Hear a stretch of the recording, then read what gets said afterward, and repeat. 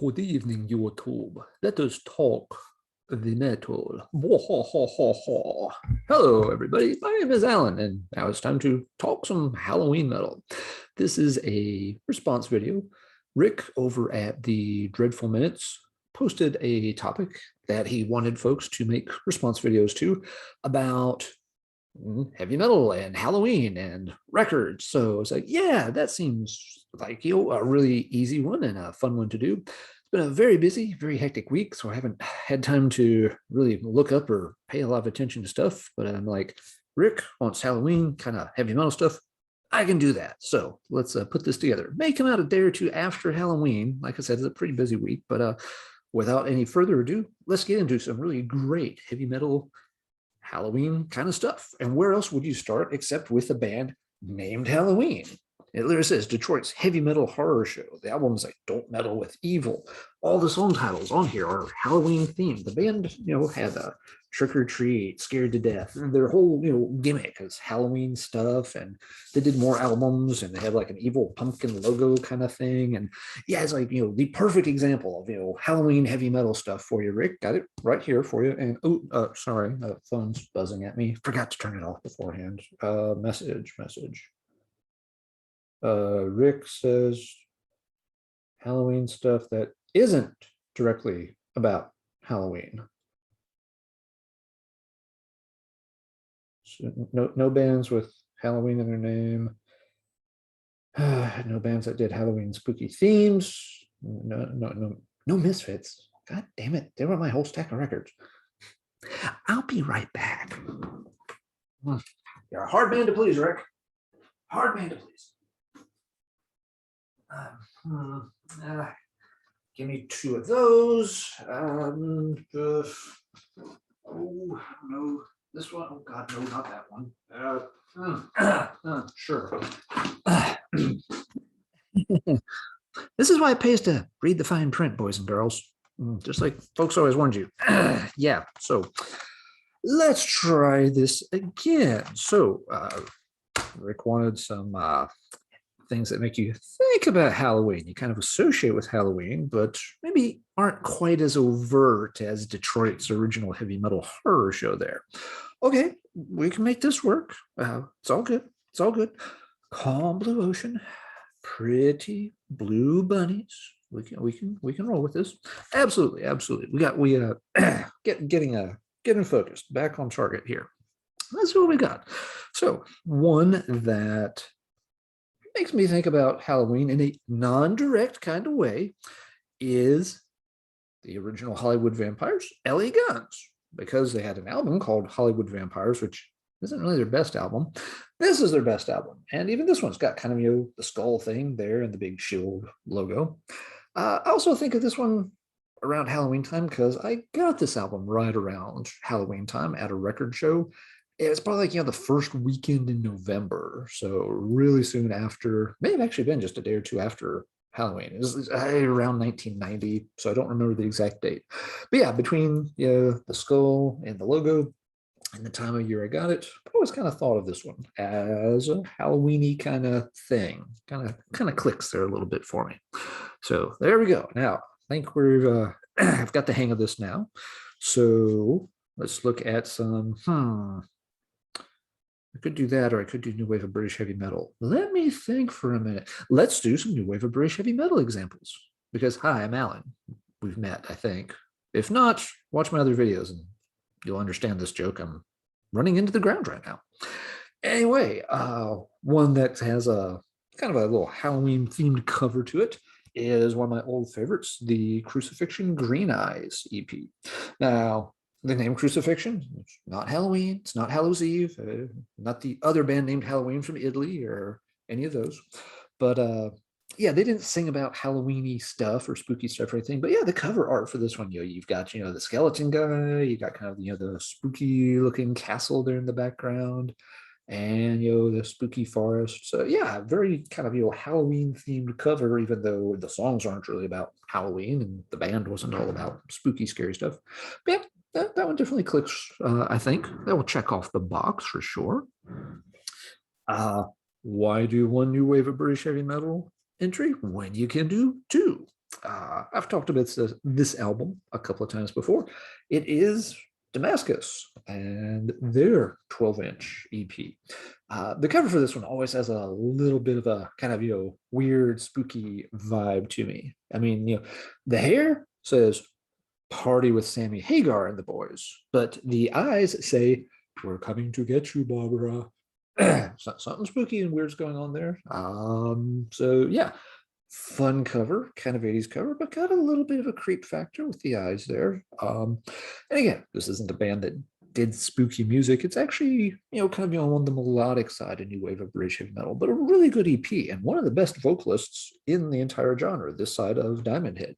So yep, cool EP, but still got a little bit of a Halloween cover there. Okay, let's get out of the new wave of British heavy metal stuff. Let's get something a little heavier. That'll appeal to a different sector of the audience. This one, yeah, has always had a spooky vibe about it to me. It's the first Cemetery album, Evil Shade of Grey. Now, just, the band name is kind of makes you think, Halloween spooky stuff, but it's not an angle they played into very much. And this cover does have kind of a creepy ghost thing bubbling out of a swamp. I want to go with creepy ghost thing bubbling out of a swamp. But the thing that's really actually kind of, creepy and makes me think of this as like a spooky album is the guitar tone. This has just such a weird, watery guitar sound to it that it just really creeps me out.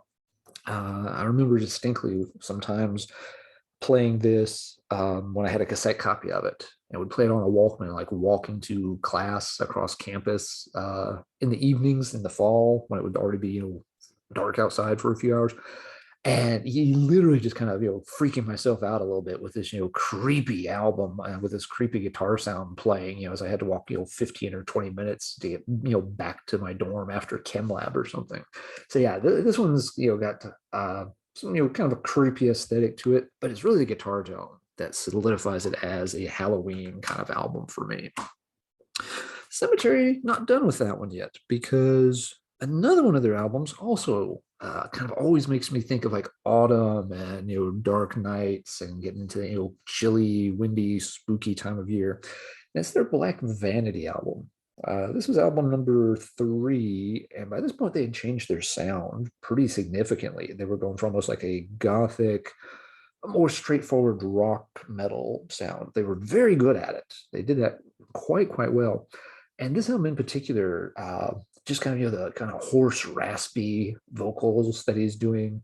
Again, it's a very different guitar tone, but it just has, this kind of echoey sound to it that really gets you thinking, about, leaves falling off the trees and, the plants dying as winter's coming and it's getting dark earlier in the evenings. It just has, that very kind of fall feel to it. It's an album that I always think of during that time of year. So I want to do 2 Cemetery picks and say that, yeah, they both, for different reasons, make me think Halloween kind of times. Let's see, what else do we grab there? Yeah, this one's not so obvious, but you've got Anna Cruz's last and best album, in my opinion, Screams and Whispers. Not only, with the screams tying in there a little bit to, Halloween and getting some good spooks, but this is an album that I bought right around Halloween time. I had read a review of it somewhere, probably Sentinel Steel Zine or something similar to that. And it sounded really interesting. I had heard a couple of songs by the band before this, and they're like, yeah, I should check those out sometime. And I read the reviews on this one. It's like that. I think it had gotten picked as Sentinel Steel's album of the year for 1993. It's just like, okay, that's pretty high praise. I should check that out. I wonder if the local store in town has it. And so it was, geez, I don't know, 7:30, 8:30 at night. It's like a Friday night. It was just like, there's nothing else going on this evening. I want to run down there before they close and see if they got it. So, and again, this was like, late October night in, northern Ohio. So it was already really cold, very dark. And, I just remember, there's like, really intense walk because they were closing in like 20 minutes. I had to walk all the way downtown from campus.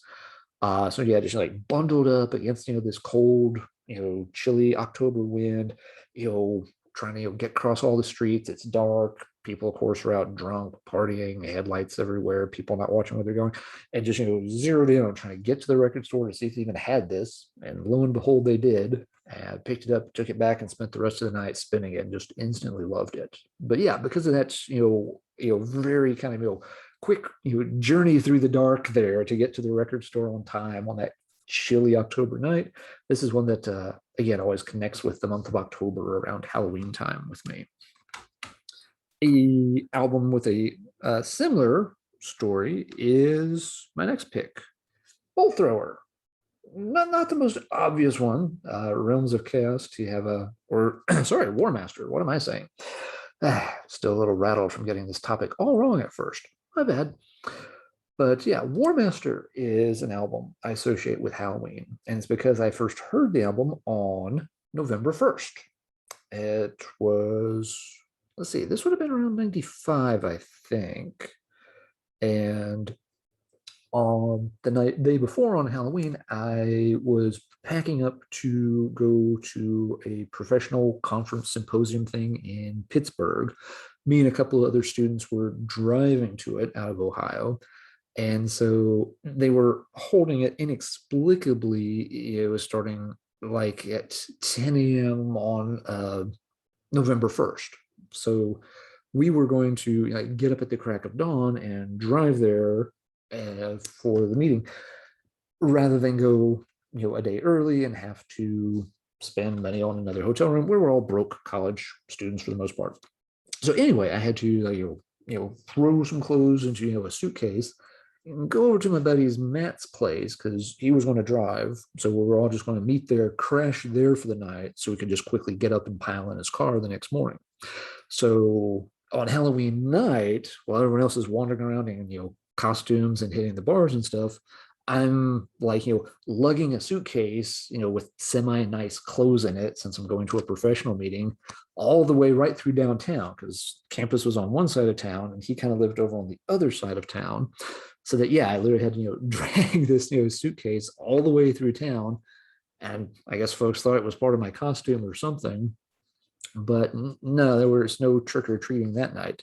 But anyway, on the early morning drive to Pittsburgh the next morning, digging through the box of tapes in Matt's car, he had Bullthrower. So like, hey, I've always wanted to check out more of that band. So he's like, oh, that's a good one. That'll keep me awake while I drive. So we popped that in and just like, oh, this is really cool.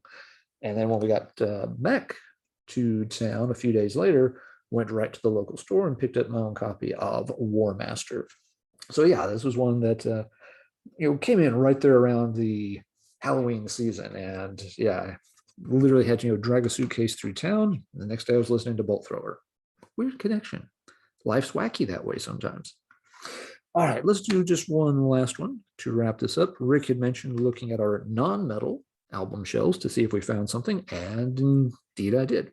This is an album I've thought always had a very spooky, very eerie vibe to it, even though that's not necessarily the band's thing. It's Pornography by The Cure. Even the cover there just has a very disturbing, spooky, evil clown thing going on almost. I mean, all clowns are evil, but some are more evil than others, and some are more scary than others. And just the really distorted images on this album, the super cold production, the really depressive lyrics.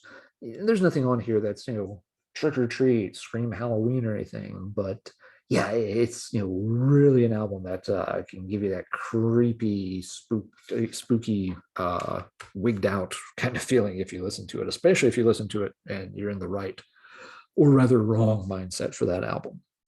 So those are some things quickly thrown together for Rick's response video. I hope everybody has enjoyed it, and Rick, hope you're enjoying the replies to your video. It's a fun topic. Sorry, I misread the rules there at first. My bad. But yeah. So now, let me wrap this up and let's talk metal in the comments down below.